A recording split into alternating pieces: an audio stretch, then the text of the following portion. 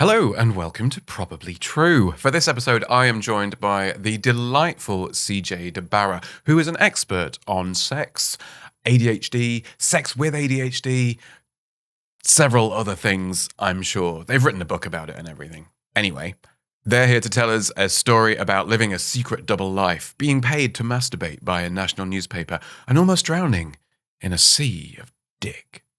There's a longer version of our chat available on patreon.com/probablytrue for anyone who wants to support the show. Just saying. Let's go!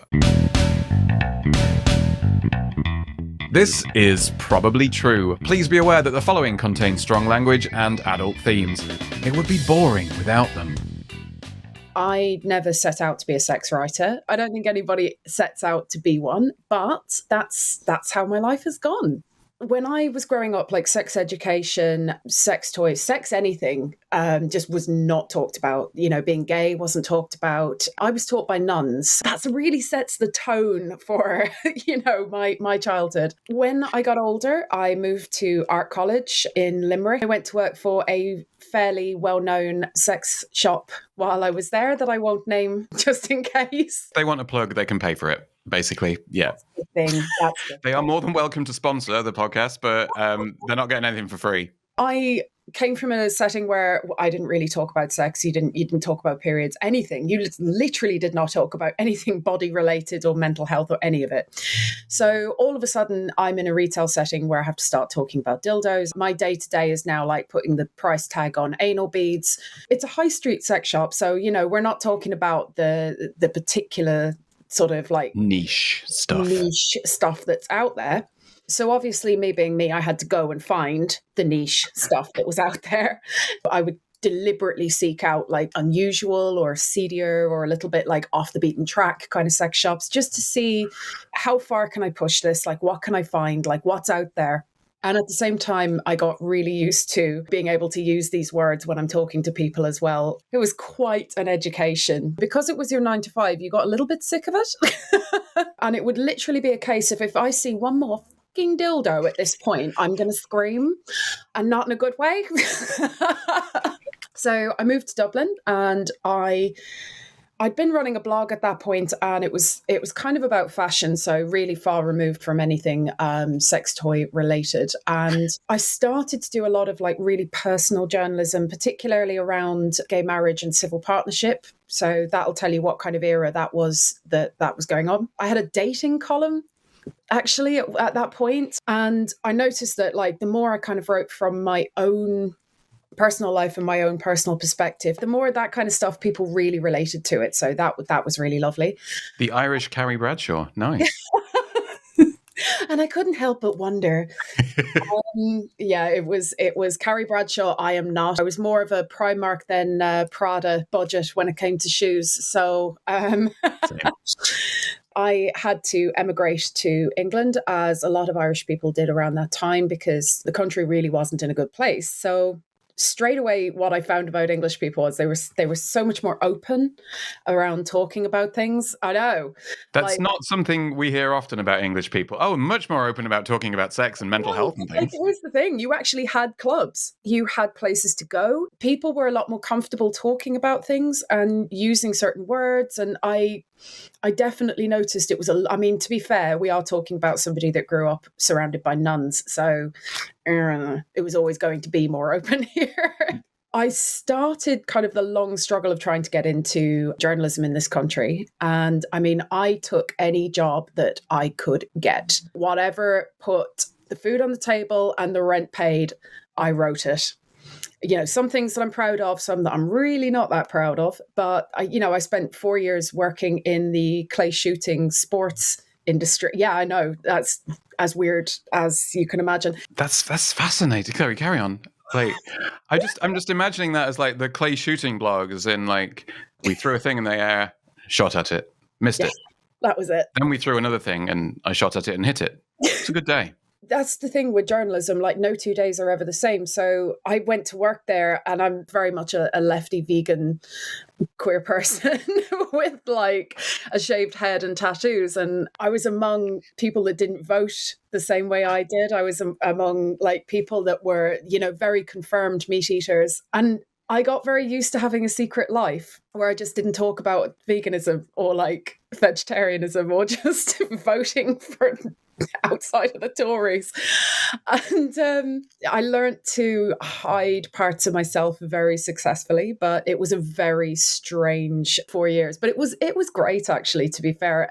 I got I could see the appeal, because when you went to like shoots and things, it was so fast paced that it was actually quite fun. I came across a job for a CBD magazine. We didn't really cover like the sort of recreational side of cannabis and CBD, that kind of thing. We were more focused on health.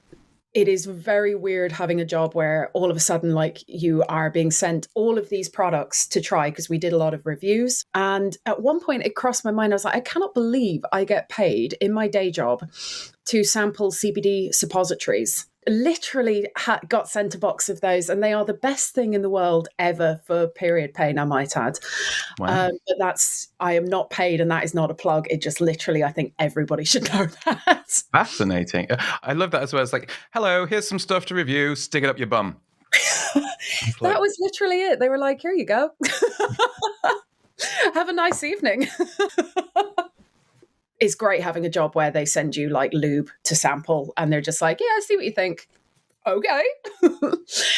I started to turn my attention to sex toys because the magazine was like, well, we want to kind of move into more wellnessy, that area more generally. I started to find the most incredible people doing the most bizarre and wonderful things. Like, I met one lady who built a vibrator that can record people's orgasms, so like show you like what stage your arousal is at through charts.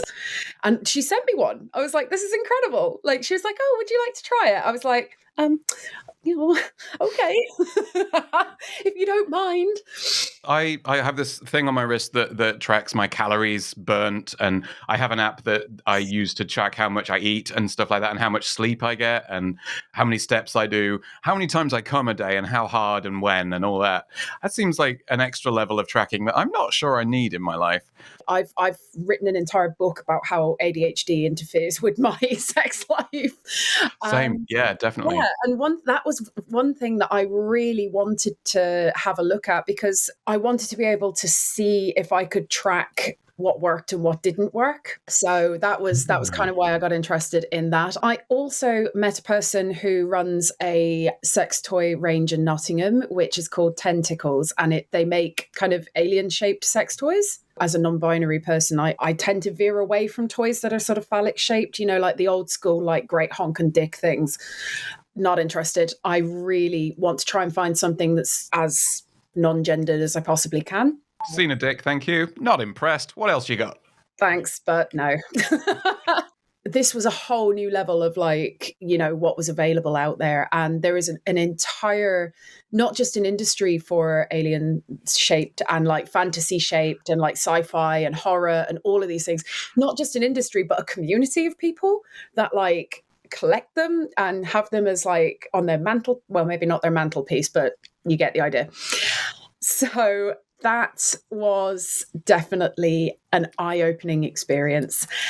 I also ended up writing for The Independent around this time. When you think of The Independent, you kind of think of like, it's very newsy, straight-laced newspaper. A respectable journal. Yes. My dad could read that. I started reviewing CBD tea, and then I pitched to them about the sex toy reviews and thought they're never going to go for this in a million years. And they only bloody did. Not only that, but actually they came to me and asked for 3 more additional articles after I wrote the original one. You get to wank for a living. That's pretty good. I got like paid to put CBD in parts of myself that I hadn't before, and getting like paid to review all these things. It's just bizarre, but it's not stuff you expect to see on Careers Day at school, is it? It's not really. They don't tell you this about journalism. They really, really don't. Even when I was training, I kind of thought, oh my God, I'm going to have to like report the news shit, I don't want to do that. But I was always really interested in like feature writing and investigations and things like that. So this, everything I've done since is one of those two things. And you can still apply a journalistic rigor to your masturbation and sex toy reviews. It's definitely a soft skill that can transfer. Yeah, definitely. This is it. Like, I did the hard work so nobody else had to. Do you know what I mean? At this point, I was like, shit, I don't actually have that many sex toys. Like, how many do we all realistically have? Like 1, maybe 2. And you have to get somewhere in between 8 and 14. That's the weird numbers that they were like, no, this is your range. And I remember putting a call out, would anybody mind sending some products? And I thought, Christ, if I get 5, I will be lucky. And I was not at all prepared for the absolute onslaught that arrived at my house. It was an avalanche of dick. It was just mind-blowing. Every single major company in the land came back and said, yeah, we're interested. Okay, what do you want? And I'm like, I don't know, what you got? And I would get these boxes and I'm like, this is a giant box for one dildo. And I'd open it and there'd be 20 in there and I'm going, shit, okay, I'm in trouble. I'm really in trouble here. And of course, at this point, I'm not always able to answer the front door. So the boxes are going to my neighbors, who are all lovely people. We do not know each other's names. We do not know jack shit about each other, which is, the way things are supposed to be.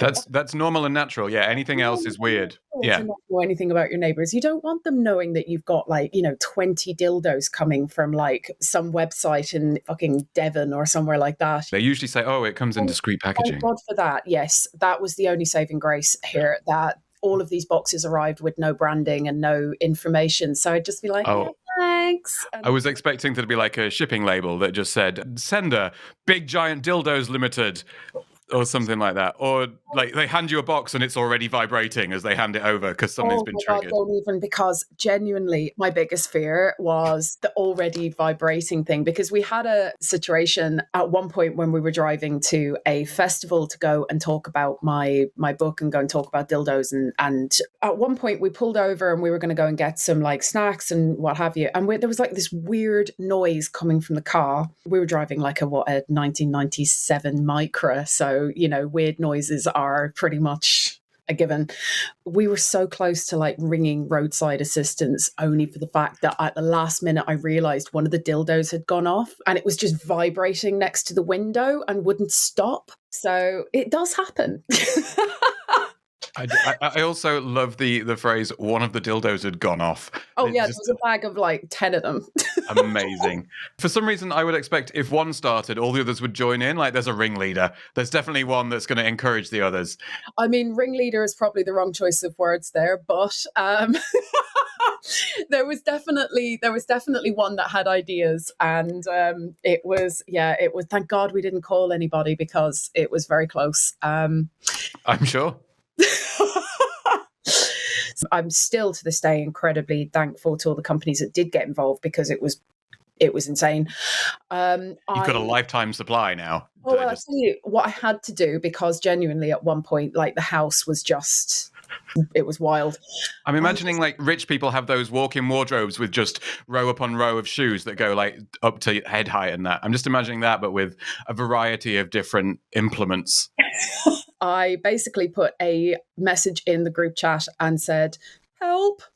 I'm drowning in dildos. I'm drowning here.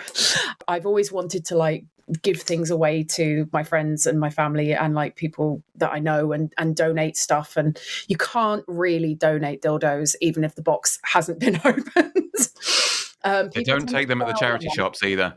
Yeah, Sue Ryder is definitely not up for that. Basically, I just said to the lads, look, no questions asked. DM me, tell me what you're into, and I'll see if I've got anything in the box for you.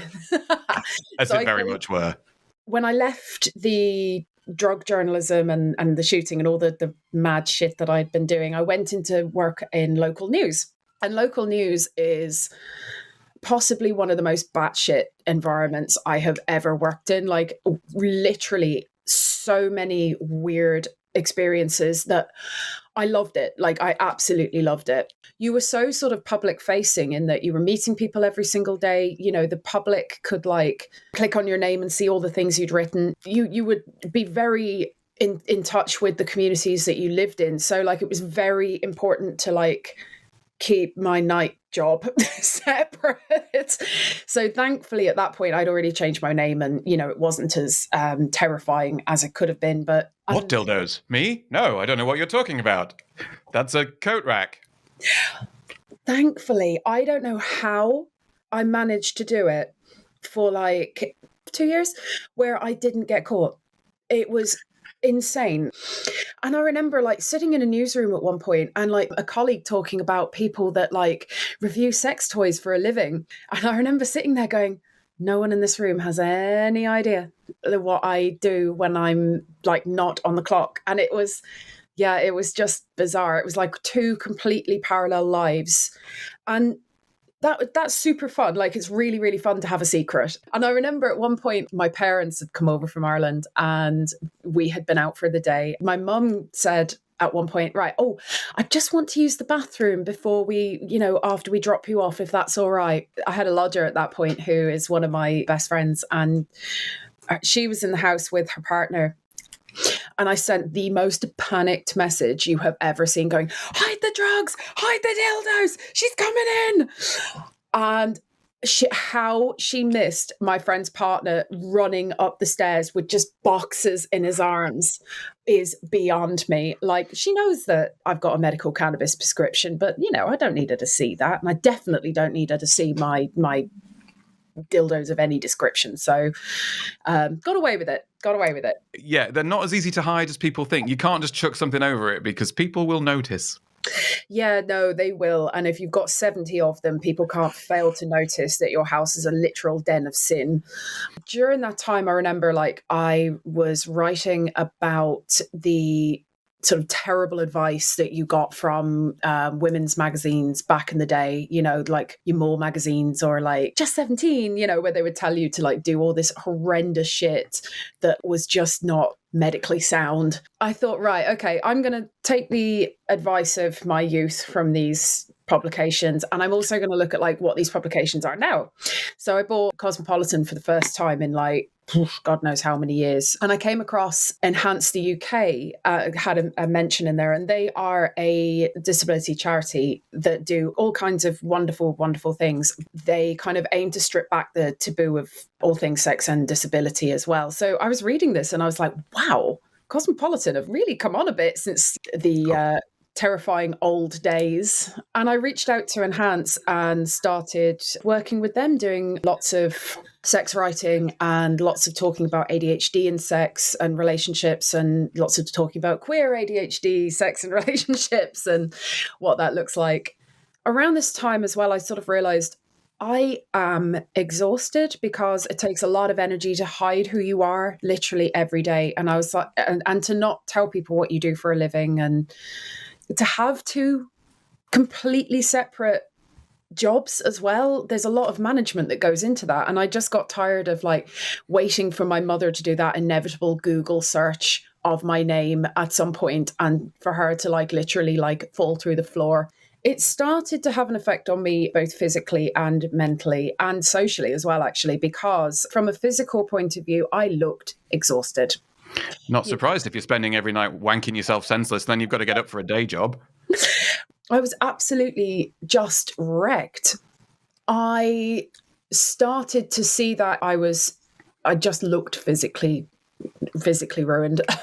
And also, so socially, I found that I had no time. I just had no time. I couldn't go to events with my friends because I was constantly working or, you know, constantly doing other things. That sucks because a lot of the journalism that I was doing was going to events and going to Pride or all of these things. And I mean, I would be going to Pride socially anyway.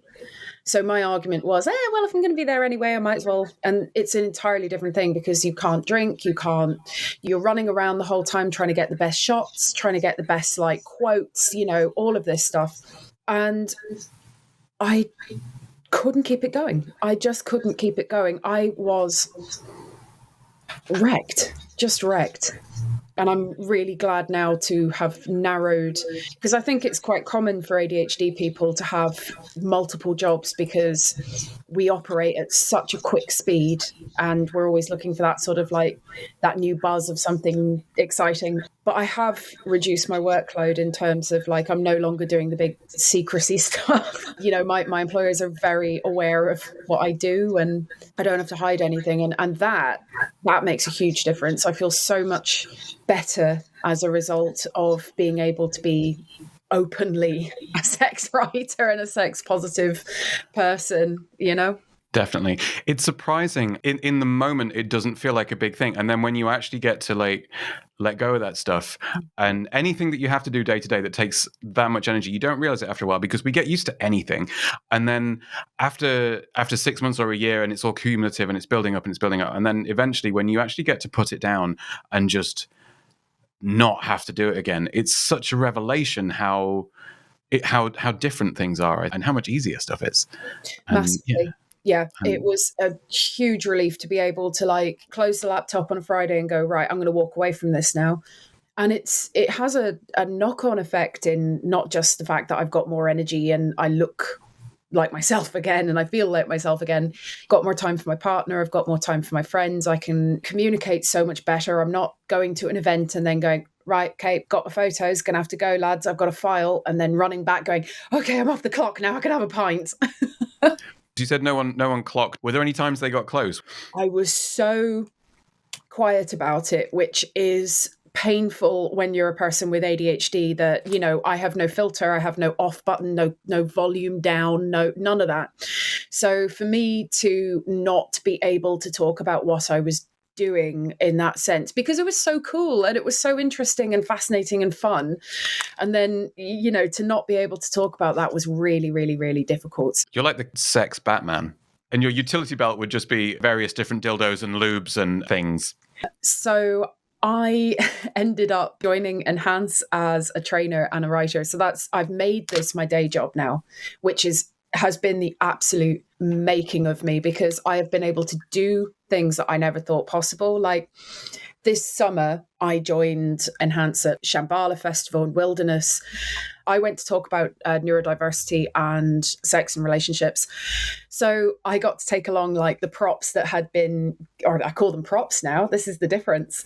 Basically, the dildos that had been sent to me and the ones that were unused, I hasten to add, have now been granted a new lease of life in that they are props that I take in to show like, okay, this is what you can find out there. You know, there's what I call clit suckers, which is probably not the technical term for them, but does what it says on the tin. I mean, it literally does exactly what you think it would do. So why not? Why not call it a clit sucker? And presumably it does it quite well if you've hung on to them and you're taking them places. I mean, fuck it. I had like 6 or 7 of them in the stockpile of things I had been sent over the years, because even when I finished writing for The Independent, like people were still sending me sex toys and still going, oh, hiya, we've just had this thing come out. Do you want to give it a whirl?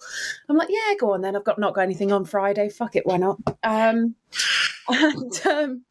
So, you know, there is this absolute moment where like I'm in a tent at these festivals surrounded by people who have come to hear what we have to say and like come to listen to me talk, and I'm like, why you know, and I'm just like sitting on stage talking about my ADHD, which was, you know, there's a lot of, I mean, I wouldn't be the only person that's neurodivergent that has actual trauma around, like, you know, growing up as a neurodivergent person, particularly a queer, non-binary, I should add as well, neurodivergent person. So being able to talk about that, get a few laughs, get a few, like, you can see people nodding, they're enjoying it. And I'm just holding up these toys and getting to talk about it and say things like, fisting, anybody? No? Fisting. Presumably to see if they've any stories about it rather than volunteers. But I mean, we didn't want any volunteers coming forward, you know, and just to clarify that, we were happy with just talking about it. I also got to go back to Cork as well, which is the county that I come from. and go to like what is one of the biggest universities in the country, and like somewhere that I thought was very off limits for me as a creative queer person. I went to art college. I essentially spent 4 years like coloring my feelings, and somebody handed me a degree after basically doing performance art for like 4 years. It's good, isn't it? I mean, better than a real job. What a time to be alive. I got to do the exact same thing. And there was this moment where I had to say, I think, again, it was the word fisting. I don't know why it's such a, I keep coming back to that word, but I had to say that to a group of these students. It dawned on me that I am back where I grew up, and I'm now able to say words like this. There's no shock, there's no terror, there's nobody fled the scene, no sirens, no fainting, no nuns, no religion. You know, it's come on a lot since I was based there, and it was just so freeing to be able to say, hello, you know, this is me, this is what I do for a living. Okay, let's have a big filthy chat, shall we? With the testing of the different dildos and stuff, did it become a bit of a slog? If you're like, oh God, just some nights you just want to get it done, but when you've got a deadline and you've got to have tried all 15 different devices and ranked them, presumably, you do definitely start to reach a point where you're like, I just want a night off. I want a night off from getting off. And I'm bored of this orgasm. I'm bored of this now. But luckily, because, you know, they sort of say, oh, you know, no more than 14, I could kind of pick, right, okay, let's no more than 14, please. I would go through literally, right, okay, I did one on quiet vibrators. Okay, let's try and get like a broad range of loads of different things. So you have like your clit suckers, you have your insertion things, you have like anal vibrating things, whatever it might be. You just sort of you just had to get through it.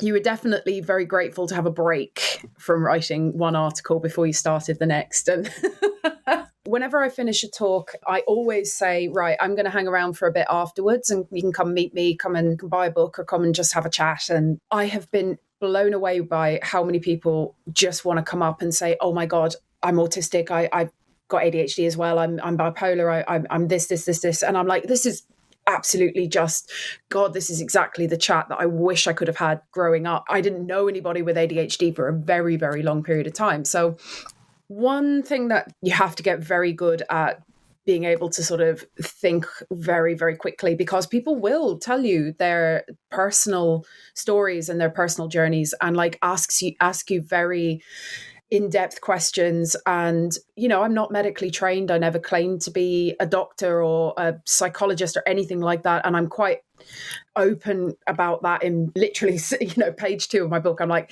please, dear God, do not diagnose yourself or take my word as medical gospel. I'm an enthusiastic amateur. Do not take my advice. I'm just somebody who has had a lifetime of this. So, but like at the same time, please, God, just use any advice with caution. It can be quite challenging to think of how to talk to people, because some people, they've really reached a point where they are just like, they're dying to talk to somebody, anybody. They need that help. They can't get access to things. They're finding it really difficult to get the answers to what they need. So luckily, within my current job, they run a thing called the Love Lounge, which you can send in these sort of questions and have like experts answer your questions. So like occupational therapists, you know, all of those sort of people that actually do have the medical grounding. I used to be a sexual health outreach worker at one point as well, where I would go and talk about STDs, and I would be the person standing up in in front of students going, gloves. And, you know, and like, everybody, please, for the love of God, just wear a condom, please. And again, you would have those conversations with people. And I remember going to training where they were like, you are going to have people coming up to you and going, I've got this rash. And you are going to need to be able to say, not what it is, but, you know, you're gonna need to talk to them and have those kind of conversations. As a journalist, people go into huge amount of detail. I'm currently working on something at the moment, which is a history book of Nottingham's LGBT scene from 1960 to today. And the amount of like people that I spoke to that opened up about cottaging, cruising, threesomes, polyamory, all of these wonderful things that are like such a huge part of queer history and queer present. I've gotten so used to it that it just absolutely washes over me at this point. Do you know what I mean? So like, no, I think I've reached a point where I'm unshockable. See, that sounds like a challenge. Another company sent in what has to be one of the biggest dildos that I have ever seen. Like, ever see. It was huge. It was absolute beast of a thing. Like, it was an absolute weapon. And I was like, I can't even, like, there is no amount of lube and prayers that is going to get that thing anywhere. Like, so thankfully the company had given me like a range to choose from. So I was like, right, okay, I'm just going to leave this over here and I'm just never going to look at it again. Just pop it on a coffee table. Just make it a thing in your flat. Actually, I did manage to find somebody who wanted it. So it has gone to a good home. Good for them. You know what? Fair play to you. It's impressive.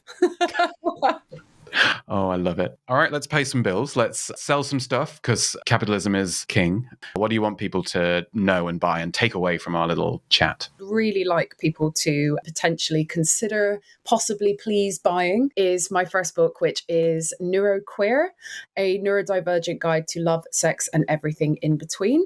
So that looks at everything from like hyperactivity to hyperfocus to no focus to all of the things about how my ADHD interacts with my sex, love life, and relationships. And I aimed that solely at LGBT, trans and non-binary people and women as well, actually, because we are traditionally left out of the conversations around ADHD. And our diagnoses are often missed as well. And there's very little to absolutely zero out there, particularly if you are a trans person who has ADHD, you'll know that there is very, very little out there. But you can also find me on all of the social medias as well under CJ deBarra. And you can buy the book through most bookshops in the UK. So weirdly, like, it's been amazing watching all the bookshops pick it up over time. Like, so we're now like in places like Waterstones, Five Leaves in Nottingham, News from Nowhere in Liverpool.